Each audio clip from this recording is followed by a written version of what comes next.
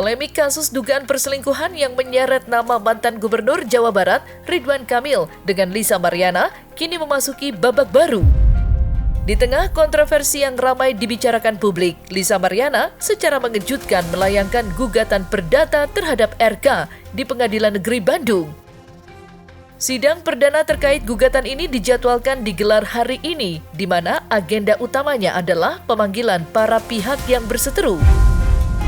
Jika baik Lisa sebagai penggugat maupun RK sebagai tergugat hadir, maka sesuai aturan hukum, Hakim PN Bandung dapat mengarahkan kedua belah pihak untuk menjalani proses mediasi. Langkah ini merupakan bagian dari prosedur hukum dalam rangka memberikan kesempatan bagi para pihak untuk mencapai penyelesaian damai sebelum perkara memasuki tahap pemeriksaan lebih lanjut. Berita tentang gugatan ini tidak hanya menyita perhatian masyarakat umum, tetapi juga mengundang perhatian para praktisi hukum. Salah satunya adalah Deolipa Yumara, seorang pengacara ternama yang kerap memberikan komentar terhadap isu-isu hukum dan sosial. Lantas, seperti apakah sudut pandang Deolipa Yumara melihat adanya sidang gugatan ini? Kita melihatnya ya wajar aja dia menggugat. Sebenarnya begini, sebenarnya dalam persoalan hidup itu siapapun boleh menggugat siapa. Kalau ada hubungan hukum atau ada suatu sentuhan-sentuhan hubungan sosial. Jadi seseorang itu bisa menggugat orang lain atau bisa minta bantuan pengadilan supaya memutuskan apa-apa yang pernah terjadi untuk mendapatkan keadilan. Jadi wajar Lisa Mariana menggugat Ridwan Kamil, apalagi ada hubungan sosial misalnya atau hubungan pribadi di mana mereka dulu pernah bersama secara ilegal kan begitu kan.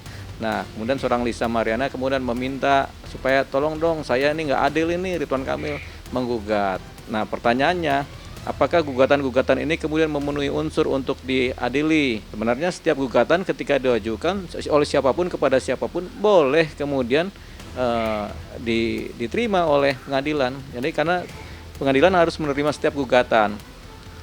Kalau gugatannya sudah lengkap secara ilmu gugatan, misalnya subjek hukumnya ada, penggugatnya ada, tergugatnya ada, materi yang digugat ada, permintaan-permintaan gugatan juga ada, dalil-dalilnya ada ya disampaikan. Jadi itu dianggap cukup untuk mengajukan gugatan oleh pengadilan. Nah, kalau kemudian salah satu di antara itu tidak ada, baru gugatannya kemudian dianggap ditolak di awal, bahwasanya ini belum memenuhi unsur sebagai dokumen gugatan. Karena ini gugatannya sudah diterima di pengadilan, berarti kan unsur-unsur tersebut sudah ada subjek hukumnya, penggugat dan tergugatnya ada, materinya ada, yang diminta juga ada. Jadi sudah bisa diterima oleh pengadilan dan sudah diterima kalau kasusnya Ridwan Kamil dengan si Lisa Mariana. Tinggal apakah gugatan ini kemudian dapat dikabulkan atau tidak, memenuhi unsur-unsur sehingga dikabulkan atau malah masih prematur. Itu nanti diuji di persidangan. Ya, kalau ada gugatan ini gugatan perdata. Kalau ada laporan polisi, namanya gugatan pidana. Laporan pidana begitu. Jadi karena ini dipersidangkan secara pengadilan keperdataan, ya namanya gugatan perdata. Nah, gugatan perdata ada dua yang umumnya ada dua, yaitu gugatan wan prestasi dan gugatan perbuatan melawan hukum. Ada juga gugatan lain kayak class action begitu, itu ada juga, tapi itu tersendiri gugatan khusus ya, termasuk juga gugatan mengenai PT UN itu khusus juga.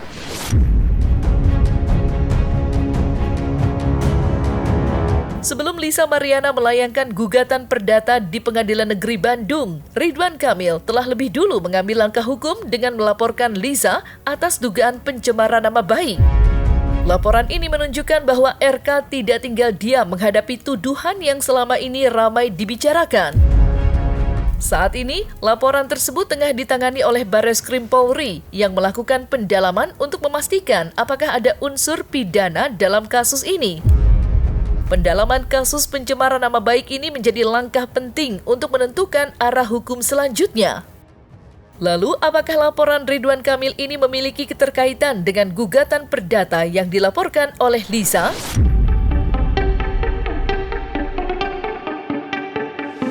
Sebelum Lisa menggugat pun Ridwan Kamil kan sudah menuntut lewat laporan pencemaran nama baik. Itu kan salah satu bentuk tuntutan. Tuntutan keadilan pidana, gugatan keadilan pidana. Kan begitu. Nah sekarang kalau kemudian secara perdata kemudian tidak dikabulkan, Ridwan Kamil juga bisa menuntut balik secara perdata, ganti rugi perdata terhadap perbuatan melawan hukum yang dilakukan oleh seorang Lisa Mariana. Lisa Mariana sudah melakukan perbuatan melawan hukum, yaitu apa? Mencemarkan nama baik, bisa dimintakan ganti rugi lewat gugatan perbuatan melawan hukum. Untuk masalah panggilan di Bareskrim sampai saat ini kita belum menerima surat panggilan resmi dari Bareskrim. Jadi ya kita masih menunggu. Jadi emang kita harus menghargai semua proses-proses dari Bareskrim dan nggak boleh mendahului. Karena kan sebagai warga negara yang baik, ya kita pasti akan siap datang. Gitu. Kita sebagai kuasa hukum maupun klien kami akan siap datang. Cuman kan belum ada nih sampai detik ini kita belum ada dapat panggilan resmi.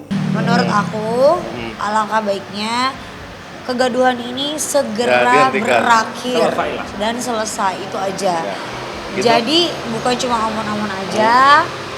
Kalau misalnya memang nanti akan ada panggilan kepada Mbak LM karena beliau ada terlapor, ya mohon maaf, ya mohon mohon untuk kooperatif karena katanya dia mau KL hari Selasa ya.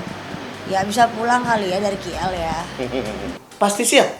Kita pasti siap, sangat siap lahir batin kalau emang sudah ada panggilan resmi untuk nanti datang ke Bareskrim gitu. Sesuai dengan peraturan yang ada. Belum ada panggilan, belum ada surat panggilan. Jadi ya masih beraktivitas seperti biasa aja. Kita sebagai warga Indonesia yang baik itu harus hadir ya.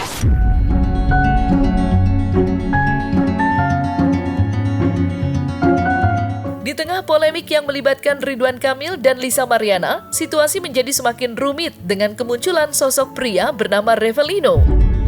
Sosok ini tiba-tiba muncul ke hadapan publik dan mengklaim bahwa anak yang selama ini dikaitkan dengan RK sebenarnya adalah anak biologisnya.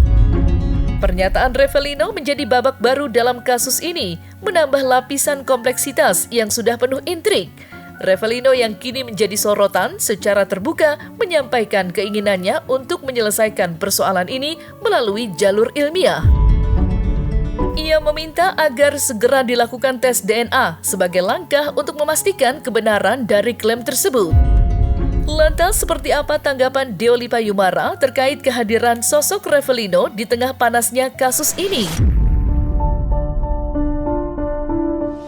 Ini kan orang ketiga. Sebenarnya orang ketiga ini yang masukkan, yang menyatakan bahwa saya adalah anak biologis. Jadi kalau bagi penggugat, kalau ini tidak penting orang ketiga, penggugat tidak akan melibatkan orang ketiga ini, gitu. Tapi kalau bagi tergugat, dia penting nih orang ketiga sebagai saksi, dia akan meminta orang ketiga ini menjadi saksi di persidangan. Itu yang pertama. Yang kedua, si orang ketiga ini kemudian bisa melakukan intervensi lewat gugatan intervensi. Bahwasanya saya kemudian ikut dalam gugatan ini karena saya merasa ini anak saya, gitu kan. Ini kan gugatan mengenai anak kan, status anak kan. Jadi si pihak ketiga ini yang mengaku ayah biologisnya si ini, dia akan masuk ke intervensi kalau dia mau. Kalau dia nggak mau, ya sudah nggak terjadi dia masuk dalam persidangan.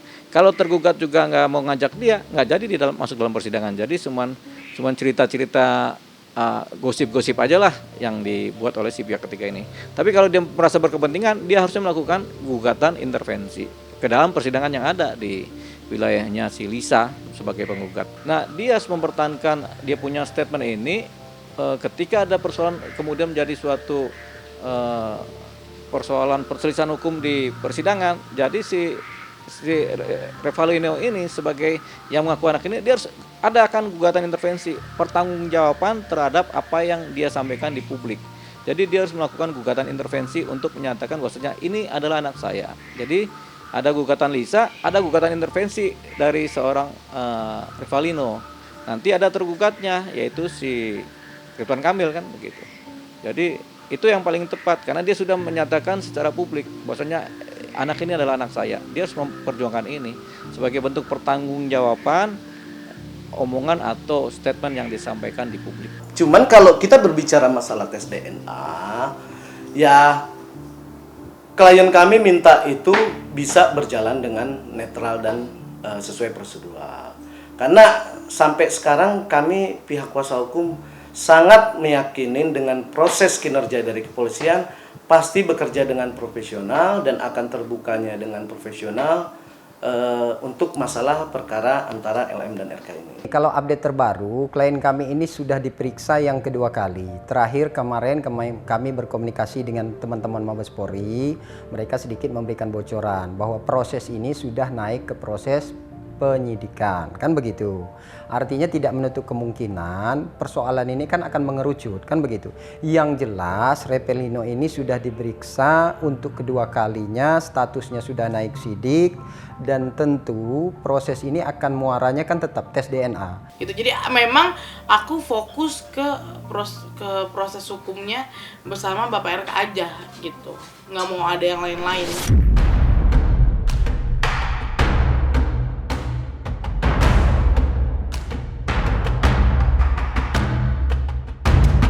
Nah, selesai sudah Cumi Lovers. Jangan lupa untuk like, subscribe, dan juga share channel YouTube Cumi Cumi.